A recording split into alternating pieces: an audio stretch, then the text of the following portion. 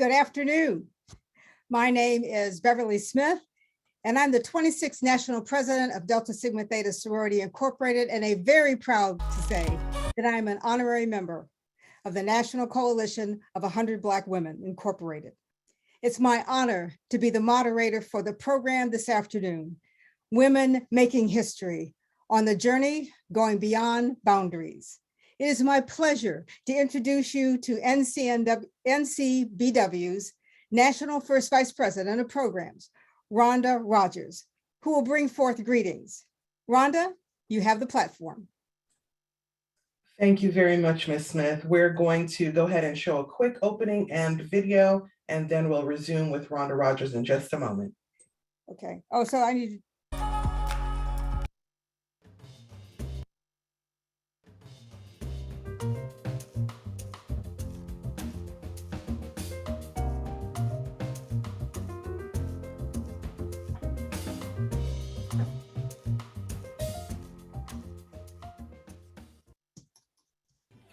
With valiant voices, we bolster this generation to speak out courageously and not to tire out, be heard, and be acknowledged. We've seen firsthand from the First Lady that we can and will soar to new heights. Intellectually astute with courage unleashed, we built the White House, and we know best how to manage the White House. We startle the imagination with our creativity. We amaze the masses with our grace and dignity. You name the challenge, and we will render the verdict. Not that we're trying to get away with murder. We are simply scandalously brilliant. We astound audiences with unparalleled abilities. We are radiant with awe-inspiring, extraordinary skill that can chill the soul. Our youth demonstrate unbelievable talent and our breathtaking, unrivaled beauty. Oh, and the intergalactic knowledge is all in a day's work. You want to explore the universe? Just ask us. We will be your Google map to the moon. With ancestral wisdom and virtuosity in any arena on any battlefield. You brace yourself because we take no prisoners. Proudly, African American girls and women have taken first place, resetting the standard. We've bravely taken the challenge to lead, to be the only, to be the first but not the last, to care for our village, reinforce virtues in our children, and embrace the root and foundation of who we are, where we come from, and where we are going. Black women, we were born to inspire, and it is our responsibility to bring honor to our legacy.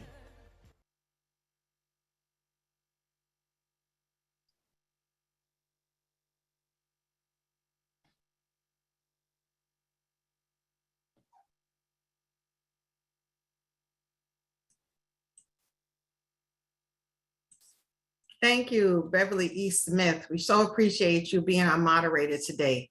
It is my great honor to introduce us to our national president, Elizabeth A. Jones, a respected community leader who possesses 45 years of combined executive, nonprofit, and leadership business experience. She is the principal owner and CEO of Brown, Jones, and Dansby Financial Services, a full-service accounting firm in Beechwood, Ohio. Elizabeth was elected our national president at our 20th biennial conference in October 9th of 2021 in Orlando, Florida, after serving as the Greater Cleveland chapter president and with 12 years of experience. She also has both led on the national and local levels.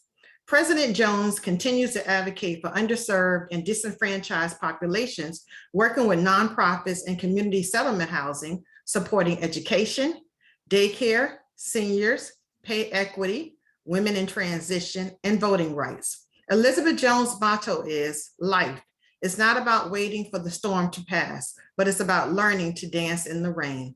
Please join me in welcoming our national president, President Elizabeth A. Jones.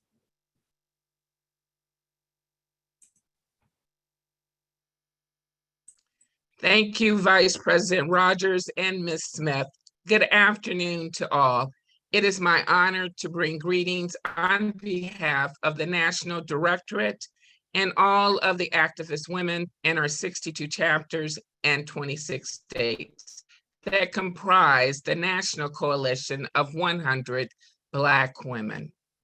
The Nigerian writer Chimamanda Ngozi Adichie once said, "I have chosen no longer to be apologetic for my femaleness and my femininity, and I want to be respected in all of my femaleness because I deserve to be."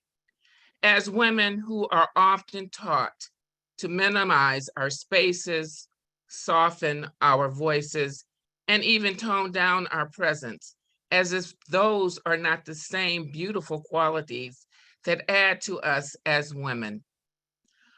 Our opinion, our insight, and our input are critical, and we need to remind ourselves of that, not only for us, but the women who have come before us and the girls that will follow us.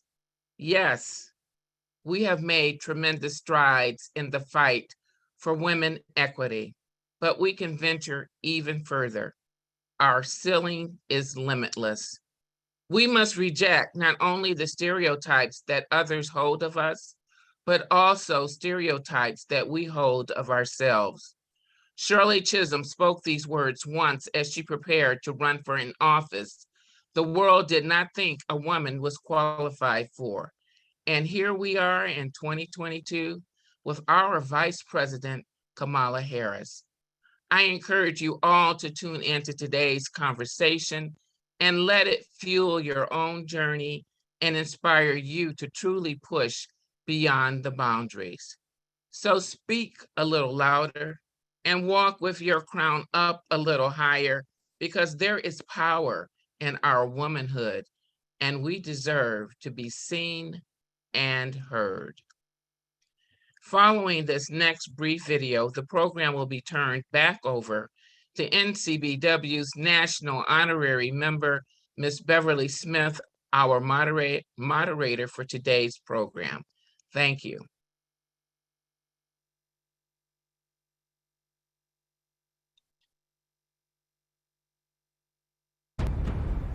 I did everything in my power to be a good student. I dreamed of one day going to one of the best universities in America. But despite my efforts, there were still people in my life who told me that I was setting my sights too high, that a girl like me couldn't get into an elite university.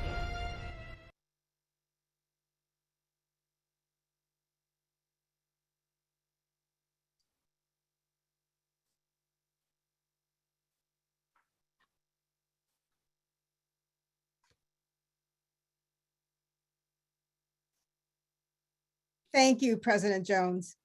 The video we just saw was a great reminder of how wonderful women, and in terms of how far we've gone, but it also highlights how much higher we can go. Now I will introduce you to Ms. Tracy Epps. Tracy Epps is the National Appliance Service and Protection Plan Manager for Ferguson Enterprises. She's a leader and a professional with expertise in customer support, service, and sales management. Currently in her 5th year at Ferguson, Tracy is a program manager who oversees Ferguson's nationwide standardized appliance service process and protection plan, offering to customers. And she successfully launched this program in 2014. With a background that includes over 18 years of industry experience, Tracy knows the value of connection and effective communication. She is grateful for the professional relationships and friendships that she's had at Ferguson and is excited about the progress Ferguson is making towards their inclusion and diversity journey. Tracy grew up in Indiana, but has Virginia roots, her passion in serving others through volunteerism. She is also an audio describer with Access Virginia, a tutor with the Literacy for Life program, a friend of the Virginia Food Bank, and currently a host to an exchange student. Tracy holds a BA in Communications from Alabama A&M University and an MPA from Tennessee State University. She's also holds a green belt in Lean Six Sigma, not easy to do. We appreciate you ladies for being with us today, and our conversation will kick off with questions for Tracy. Hi, Tracy. Good afternoon. Good afternoon. Let me ask you these questions. First of all, women have so many titles and roles, so this is nothing new. But let me ask you this one. What type of woman did you want to be as you were growing up? Were you inspired by the life in terms of specific women, and why? Let's see. I would have to say I wanted, as a little girl, I wanted to have a lot of influence. You happen to see a lot of power, but a lot of times power seems imposing and kind of brash. And I liked the leadership that I saw from my mother, my sister, my grandmothers, my aunts. They all had a leadership style that was very influential, but not loud and menacing and strong. And so I like the idea of being able to be very influential in changing people's minds and their behavior a little bit based off of some persuasion. So I wanted to be an influencer. So you mentioned people in your family and the women in your families, you talk about being an influencer. Now, as women, we balance career, we have to balance career and family quite often. What is your advice to women who are struggling with that balance between the two? My advice, I have a little bit of a different type of family. I'm not married, I don't have children, but I still have a family unit. And, that's very important. And I still need to make time for that. And you've got to do what works for you, the best thing for you. And I think what's really important when you're working is to not assume that your leadership knows what you need or what's happening in your life. So it's important to have those important conversations with your leadership to let them know what's happening, but then also for yourself to bring to the table flexibility, ideas as to what can happen. How do we flex my time? How do we make this work so that I can be the best employee that I can be, but then also that I can take care of my family? So just the give and get that you've got to do to balance. You mentioned boundaries in terms of moving out of your comfort zone, if you will, in terms of making sure you ask the right questions to leadership. What kind of boundaries would you say you've had to push in your own life? I think you spoke to some of them. Yeah, boundaries. Definitely around, my color, my gender. When I look at boundaries, I don't really want to consider them. It's something to keep you in or keep you out. And so it's important to just ignore boundaries. You've got to live your life based on what you're interested in, what's important to you, and try not to be too concerned about what others think of you and what you're doing. And sometimes that is tough. So let me ask you, was there ever a time when you were unsure of your path you were taking? And if that was the case, what reassured you to move forward? Goodness. Example, I went to graduate school at Tennessee State. And once I started, I was so unsure. I wanted to go straight from undergrad to grad school, trying to find a job that I could pay back my student loans and handle all my business was rough. So, I was like, let's go back to school. So my very first class was a policy class. I was earning my master's in public administration. And my first class was once a month on Sundays from 8 to 4:30 p.m. with an hour break. And I looked at that schedule and thought, was this what I really wanted to do? But just the way that things fell into place, I found a great group of study partners. I was broke, but I had a neighbor that, would feed me, loved feeding me, whatever they were cooking. Just the little things that fall into place that reassured me that I was on the right path. Very good, very good. Tracy, I want to thank you again for joining us this afternoon, and it's inspiring to hear your story and to talk about how it shaped you and the things you ran into. So I've got a couple other questions I'd like to ask you in that same regard. Speaking of the boundaries, what advice would you give women who want to push boundaries and they really don't know where to start in terms of how to do that? let's see, my advice is to, again, not see boundaries. There's no need to push something that's not there. So again, whatever you're interested in, whatever you're into, find out about it, explore, understand that things aren't mutually exclusive. You can want to wear your lovely dress and show your feminine side and still be annoyed when a man tells you to smile. You can capture everything, but you've got to do the things that make you happy, and that help to express those things that help you share your joy and be the best that you can be. You talk about equality for women and the issues that women have to deal with, and they want to be some way, but sometimes they're not sure. In your opinion, what issues need to be further addressed in terms of making sure we can further equality for women? Number one, pay wage gap. That's huge. Understanding, having to go back so far in time and understanding why that happened and the different types of jobs that women had when we first were getting into the workforce. And that's over now. So we're doing the same jobs as everyone else, and we should have the same pay. Yeah. So that's number one to me. Okay, and thank you for that. I appreciate it. I appreciate your testimony and your advice. I'm sure, as I see in the chat, that a lot of women have the same kind of issues and concerns that you just displayed as well. So I'm going to turn for a minute to National President Elizabeth A. Jones. Hello again. How are you?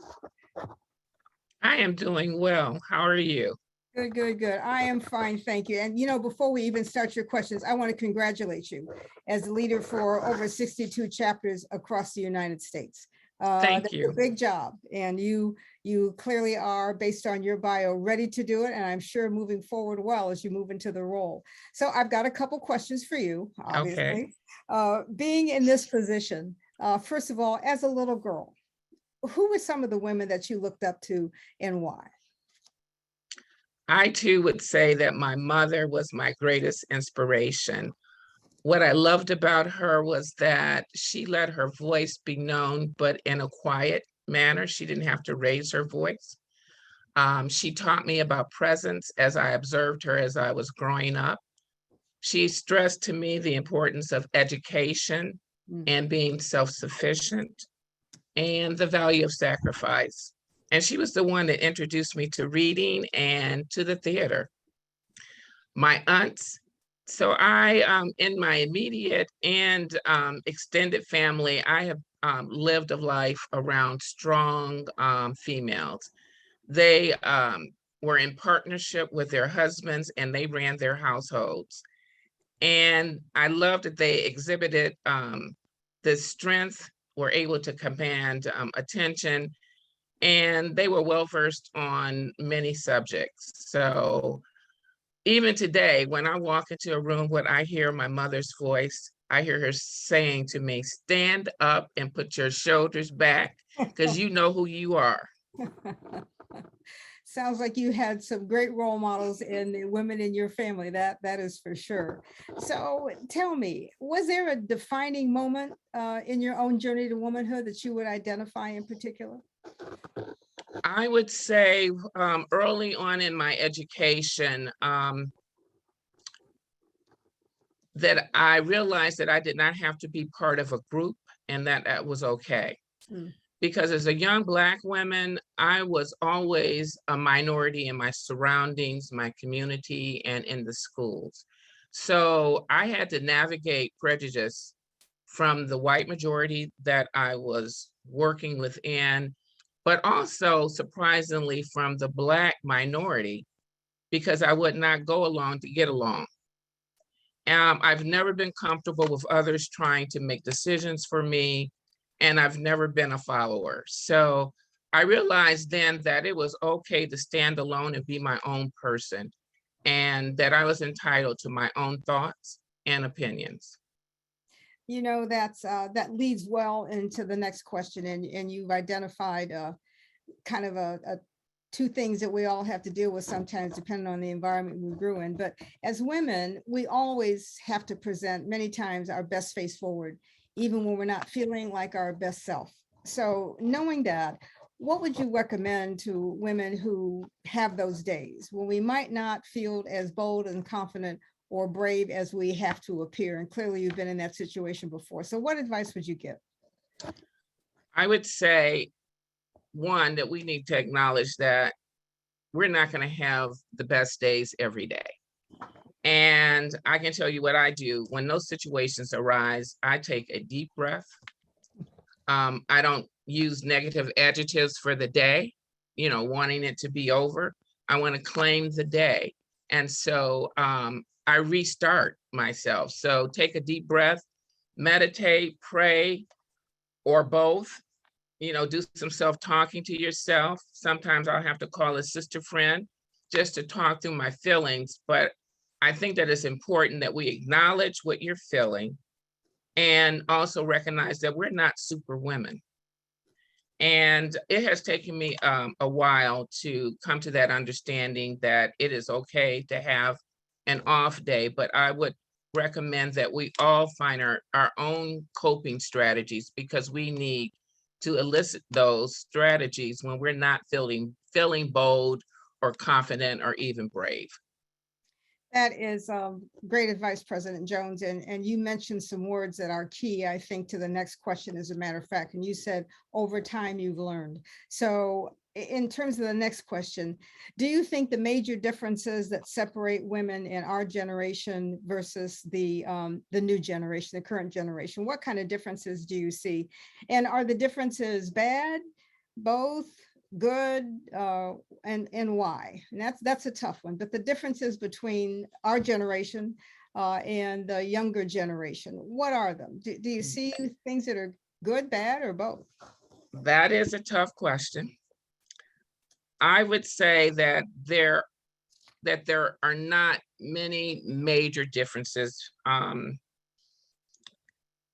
believe that both generations, and we're just on a different time continuum, that we all go through our stages of growth and self-awareness and having to struggle in this male-dominated world. And that basically we both, young and the current generation, want the same things. We want basic rights to be able to make choices for ourselves about ourselves, and not to be limited by perceived notions of what we can do and what we cannot do. That we continue to seek, both younger and the current generation, freedom of choice and opportunity. I would say, though, that the younger generation today has greater opportunities and promise. But I believe that that's a result of our generation tapping on that glass ceiling and sometimes occasionally breaking it. Right. I do see that the younger generation is less tolerant of perceived, in quotes, perceived roadblocks, and being placed in a box or being told to wait their turn. They also seem to live their lives in short bites. They move very quickly. But what I really love about them is that they have incredible energy and a great sense of self. But we have to remember, this generation, that they are our offspring. So they're our future selves. So I believe that, so again, getting back to, no, I don't see major differences. I just believe that we're on a different time continuum, and that we should take the opportunity to learn from one another. That is a great answer. And I think about, as you were speaking, the generations in my family, the daughters that I have and the granddaughters I have, and the different generations and how they see things. I'm sitting here chuckling to myself with the patience and not as much tolerance and wanting things, when they happen. But you're right, we build on each other. And I think each generation just makes the way for the next one. And that leads me to my next question and the last question for this segment. What do you want to see the world of women look like in 10 to 20 years from now? I'd like to see the world represent the majority rule, if I may say, we outnumber males in this country. It's true. And I think that it's time that we stood up and took our rightful place. I would like to see us to be able to soar and to be able to move about in a world where we can utilize our talents and not be limited without limits. And that I also would like to see women to be more kind to one another. And that we need to remember that we are sisters, and that whether I have a female that's in front of me, one that is walking with me, my peer on the side, or the younger generation that's coming from behind, that we need to lift each other up and realize that we are stronger together. Amen. Amen. I see hand claps in the audience over that answer. And I think you're absolutely right. You know, thank you, President Jones. You've shared some valuable information we can use and apply to our own lives in terms of what's happening out there. So thank you for that. Thank you to both of you. This has been amazing, ladies. And I thank you for the stories you shared and the information you shared. And, you know, it's really great. And I'm happy to have created a space where we can learn, share, grow, and inspire with each other. You never know how some of this advice and some of what we're discussing can impact, inspire someone else in this very audience. And I think that's most important. We're going to go ahead and take a few questions in the chat. And I'm going to look at the chat and see what's there to try and ask you all some questions. And now I'm going to now put my glasses on so I can see the chat. Here we go. To both panelists, let's see. Please give your opinion, feedback regarding how certain elected politicians handled the questioning of a well-qualified Black woman to be the next jurist on the Supreme Court, and how Judge Brown Jackson stood up exemplary, showing grace and pressure under pressure and unnecessary fire. That's interesting. So what do you think of the way those men in this hearing have treated an extremely qualified just in terms of feedback on that? Who wants to go first? I would just like to say something that my mom used to tell me all the time was, you can't be a smart aleck if you're not smart. So do your homework, figure out what you're talking about before you have an opinion about it. And I feel like the questions that she is receiving are not from learned positions. That's a nice way to say that. Thank you. Thank you, Tracy. I would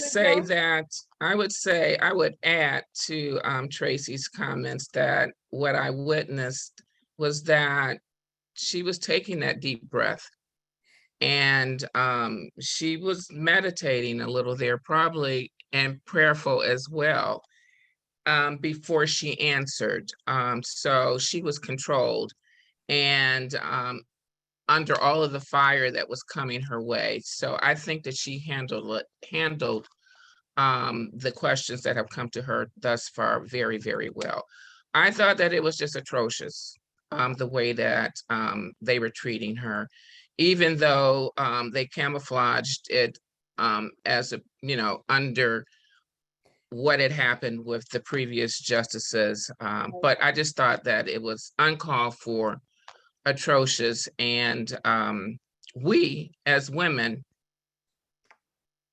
need to step up and let our voices be heard about how our fellow sisters are being treated. You're absolutely right. Thank you for that answer. And I have to throw my little commentary in about Cory Booker.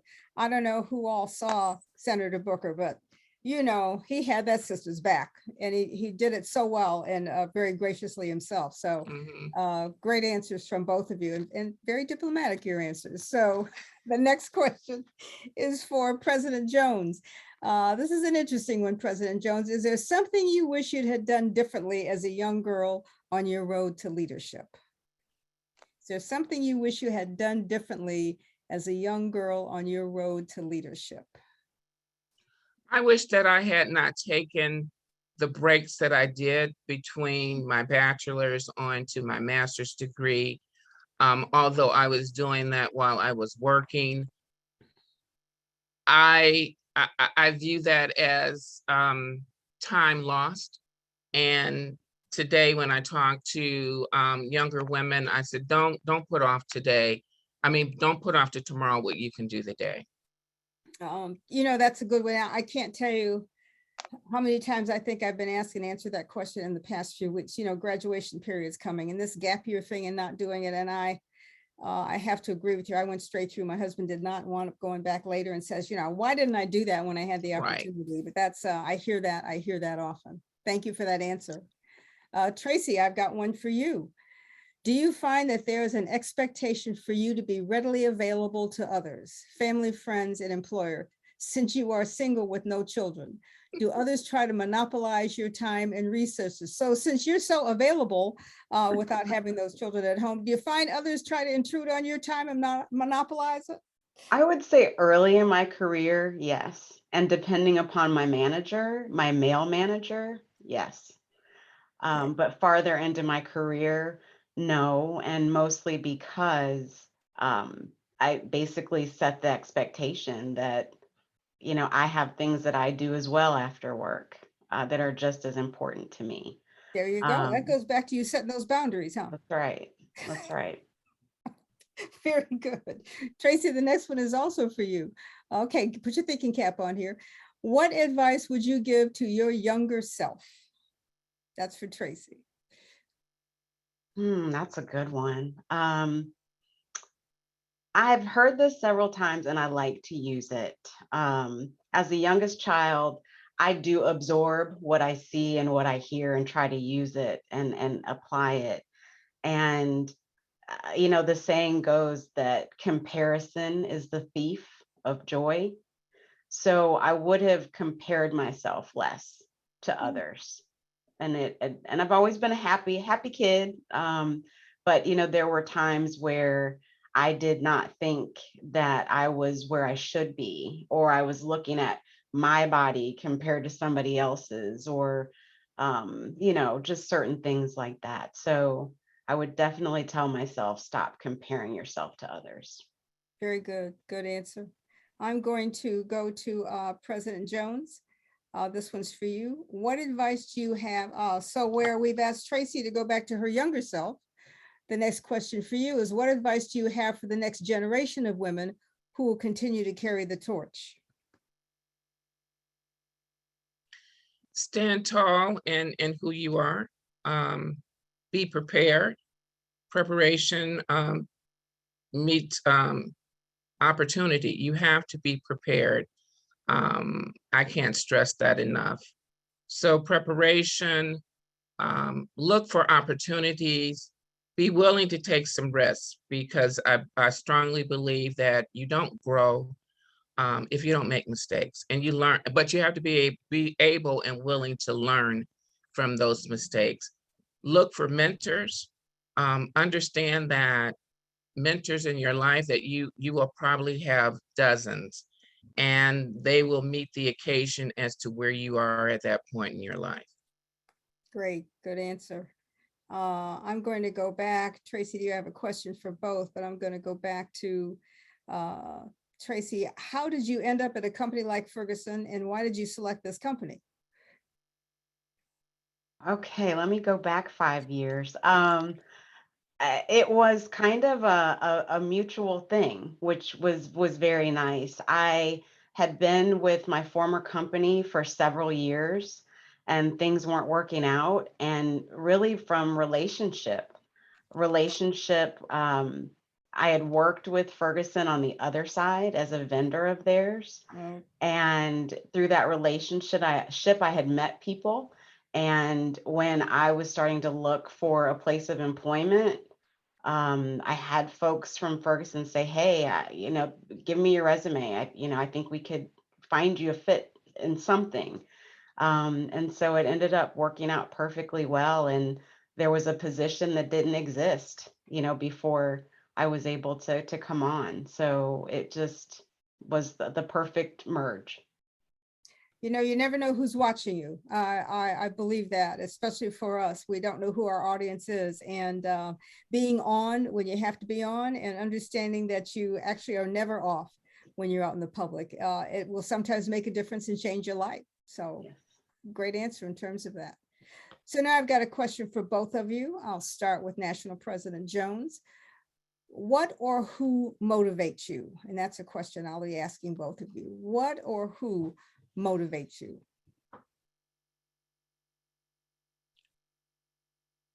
I would have to say that I'm a driven person. I set goals for myself in life. I like to succeed. I like to win. So I'm a driver just by my nature. So you motivate yourself, huh? Which is a good thing. Absolutely, absolutely. A self-motivated woman. See, that's why you're national president, right? But I will have one thing. I will add one thing, and this is when I was in my corporate life. And what you find that as leaders at the top, that it's a lonely place. People think that it is a great place. You do have great rewards, but you will have you do find that you do have to lean on yourself That's right. to motivate yourself as you propel yourself forward in your career. I understand. I know exactly how that feels, and I agree with you wholeheartedly. Tracy, I'll move to you. Who or what motivates you? What motivates me is freedom.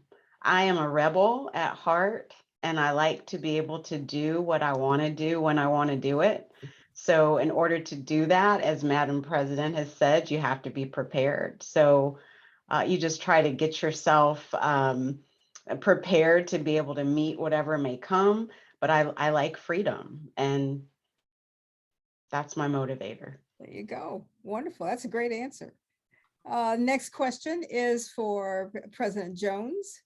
What advice would you give for women who may have struggled by standing on their own? What advice would you have for women who may struggle on standing on their own?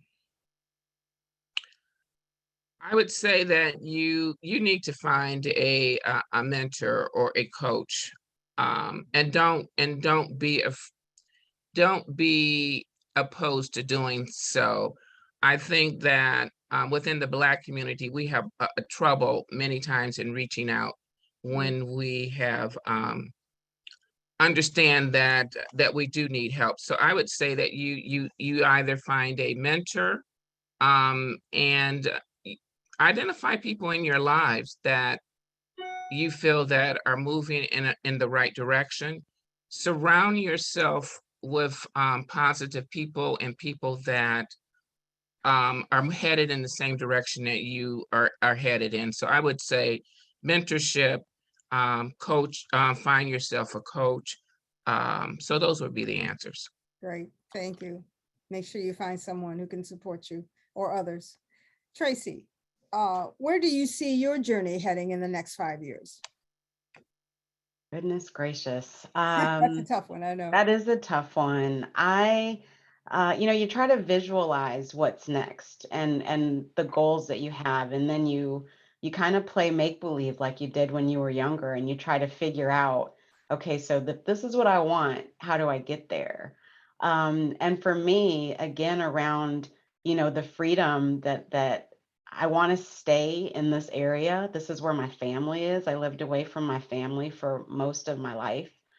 So I want to stay. I see myself in Virginia still. Hey, Ferguson, I still see myself with Ferguson. And I see myself trying to figure out next level of my work. Right now, I have a program that I manage. And, nothing will ever be perfect, but I want it to be right before I move on to the right thing, to the next thing. So just trying to figure that out. So, big answer, I'm not sure, but regardless of where I am in 5 years, it's going to be a good place. Very good. We can see why both of you are leaders in terms of where you are and the advice you give. Thank you both for that. And I do have a question for both of you. It's a little long, so give me a minute here. Mae Jemison, the first Black woman to travel in space, once said, "Never limit yourself because of others. Limited imagination never limits Never limit, or give me a minute, never limit yourself because of others' limited imagination. Never limit others because of your own limited imagination.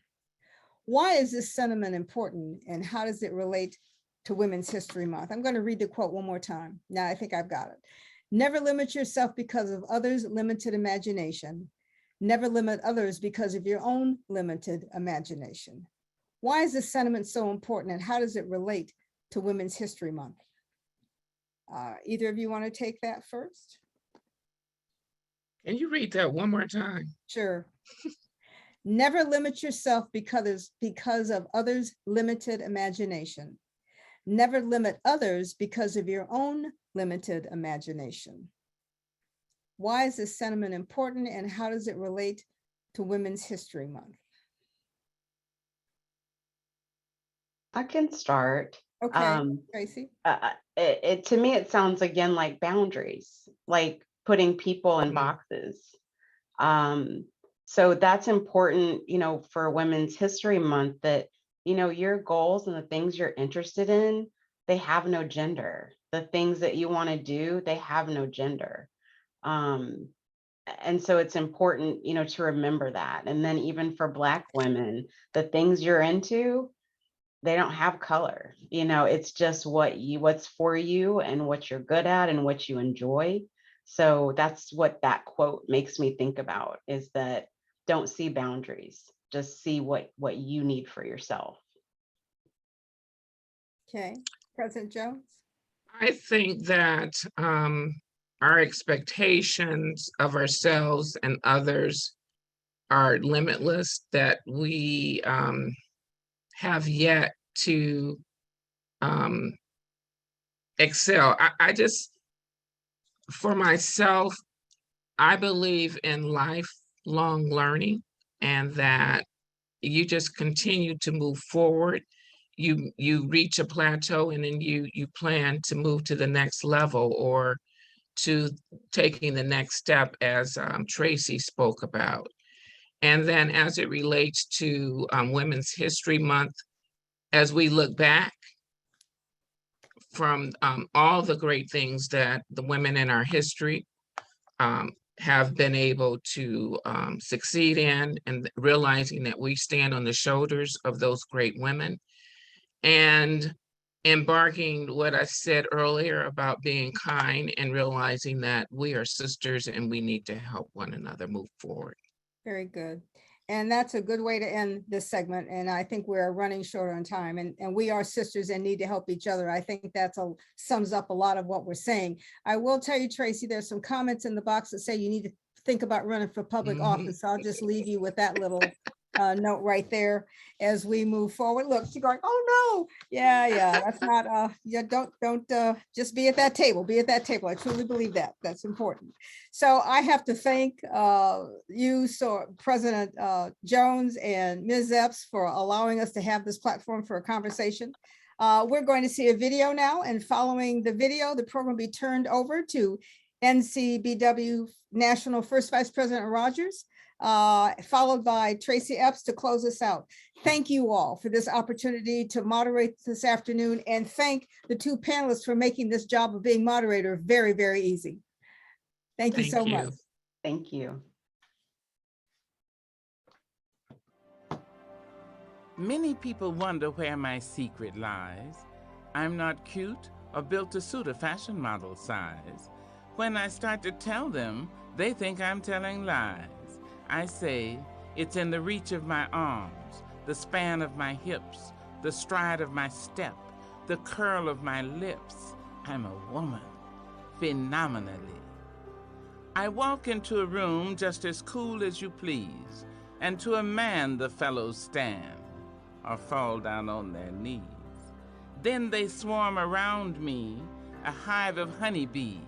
I say, it's the fire in my eyes, the flash of my teeth, the swing in my waist, the joy in my feet. I'm a woman, phenomenally.